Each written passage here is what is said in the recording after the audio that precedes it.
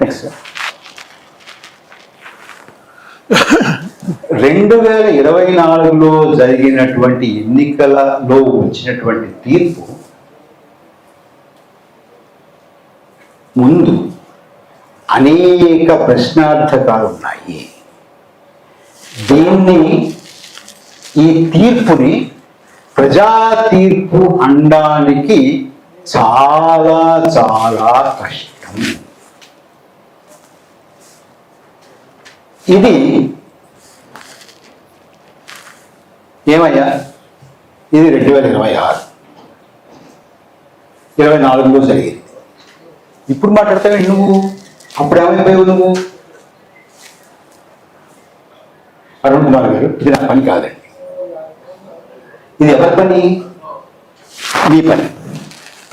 మీది కాకపోతే రాజకీయ పార్టీ మీ పని. రాజకీయ పార్టీలు, ఎంపీలు, మంత్రులు, ముఖ్యమంత్రులు, ఇందాక అరుణ్ కుమార్ గారు చెప్పినట్టుగా ముఖ్యమంత్రులు, మంత్రులు, ఎమ్మెల్యేలు, ఎంపీలు, కేంద్ర మంత్రులు, రాజకీయాల్లో ఉన్నటువంటి వారు, రాజకీయ పార్టీలు అలా చూస్తుంటే నాకేదో మొత్తానికి ఇక్కడ ఏంటి ఇంత తేడా కనబడుతుందా అని చూశారండి. యాదృచ్ఛికం సార్ ఇది. అయితే మరి ఇన్నాళ్ళ తర్వాత ఏం అడుగుతున్నావు నువ్వు? ఇప్పుడు నెగ్గినటువంటి వాళ్ళని కాకుండా ఓడినటువంటి వాళ్ళని డిక్లేర్ చేయమంటున్నావా? అడగట్లేదు. ఈ ఎమ్మెల్యే కాదు ఓడిపోయిన ఎమ్మెల్యేగా చేయమంటున్నావా? కాదు. ఈ మంత్రి కాదు ఆ మంత్రి చేయమంటున్నావు? కాదు. ఈ ముఖ్యమంత్రి కాదు ఆయన ముఖ్యమంత్రి చేయమంటున్నావా? కాదు. That is not my plea. What is my plea? My plea is, please tell us, దయచేసి చెప్పండి ఇది ఎలా జరిగింది అంటే. ఎవరిని కుర్చీలోంచి లాగమండలేదు, మరొకటి కుర్చీలో కూర్చోపెట్టమంటలేదు. నాకు ఎలక్షన్ కమిషన్ చెప్పాల్సింది ఏంటంటే, ఓరి సుంఠ నీకు తెలియదేమో, నీకు అనుభవం లేదు, ఎక్కడో ఏసీ గదిలో కూర్చో రాస్తున్నావు నువ్వు, 3 సెకండ్లలో ఓటు వేయడం సాధ్యం, దాన్ని చూపించమనండి. పరకాల ప్రభాకర్ నోరు మూసుకుంటాడు, మళ్ళీ మాట్లాడు. నేను చెప్పినటువంటి ఈ అంకెల్లో, సంఖ్యల్లో, ఈ పర్సంటేజ్ల్లో ఎక్కడైనా దోషం చూపించండి, నేను మాట్లాడడం మానేస్తాను. నాకు 3 సెకండ్లో ఓటేయడం సాధ్యం. రాత్రి 11:45 నుంచి తెల్లవారుజాము 2 గంటల వరకు ఓటు వేశారు. ఇదిగో ఓటు ఇక్కడ వేశారు, ఇది వేశారు, ఇక్కడ వేశారు, ఇక్కడ వేశారు.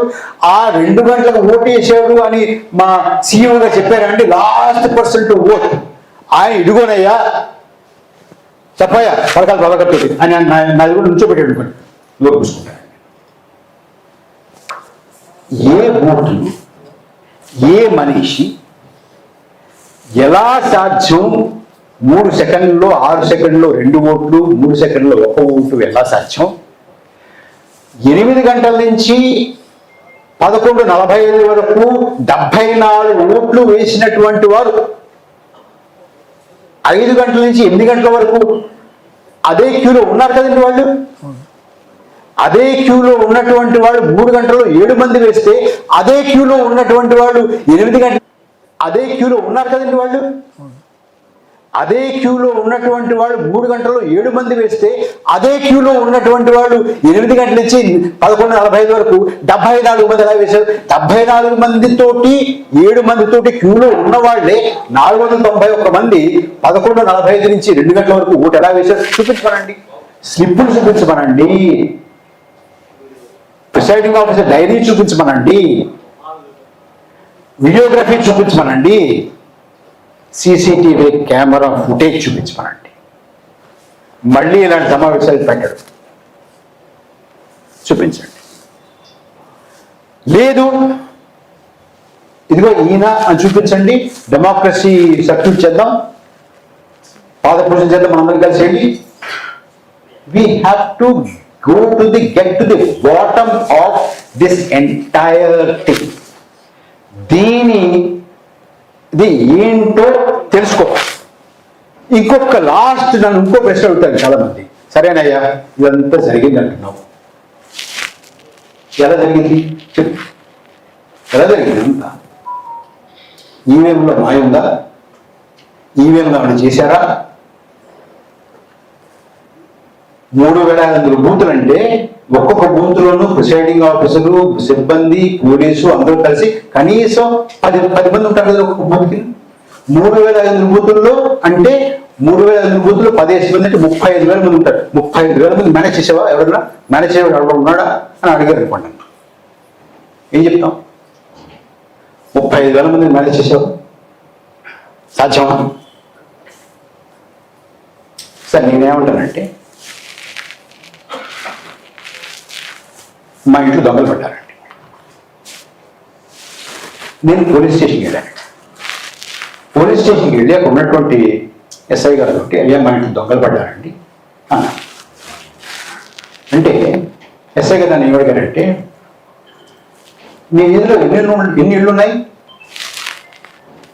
సరే 10 ఇళ్ళు ఉన్నాయండి. 9 ఇళ్ళు వదిలేసి మీ ఇంట్లో పడ్డారా? నేనే చెప్పనండి, మా ఇంట్లో దొంగలు పడ్డారు. దొంగలు పడ్డారు, ఏం పోయాయి మీ ఇంట్లో? సరే ఈ 4, 5, 6 ఈ 5-6 వస్తువులు కనపట్లేదండి. మీ ఇంట్లో 5 వస్తువులు ఉన్నాయా? కాదు సార్ 100 ఉన్నాయండి. అంటే 196 వదిలేసి 94 వదిలేసి 6 పట్టుకెళ్ళాడు. ఎందుకు? నేనే చెప్పనండి ఎందుకు పట్టుకెళ్ళాడు. In what way can I tell why that person came leaving 9 houses to my house? Why did he take only 6 leaving 94? I can't tell. Okay సరే, నువ్వు పెద్ద మనిషిలో ఉన్నావు, నువ్వు కోటి గీటి పోయేసుకున్నావు కాబట్టి నువ్వు మీ ఇంట్లో దొంగలు పడ్డారంటే నమ్మాను.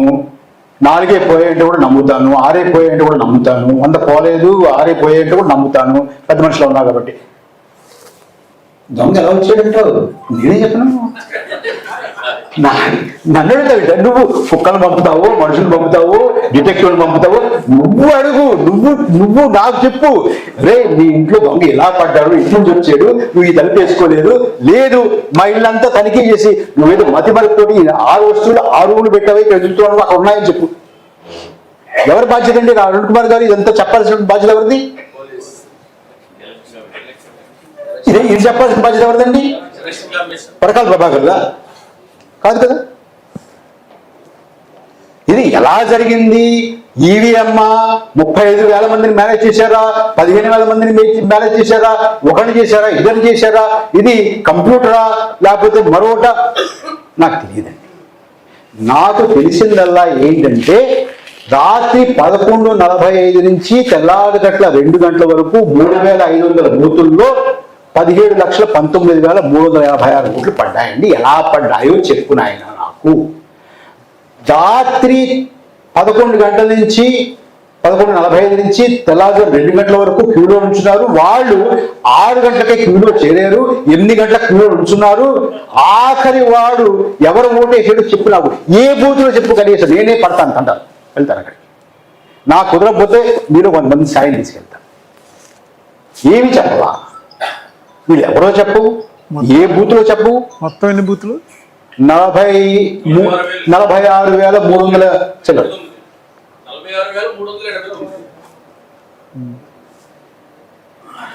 ఏ నియోజకవర్గాలు చెప్పవా?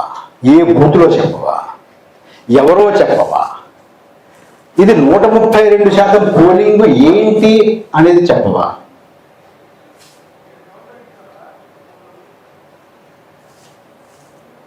Election is a joke, huh? Is it a joke? Thank you, sir.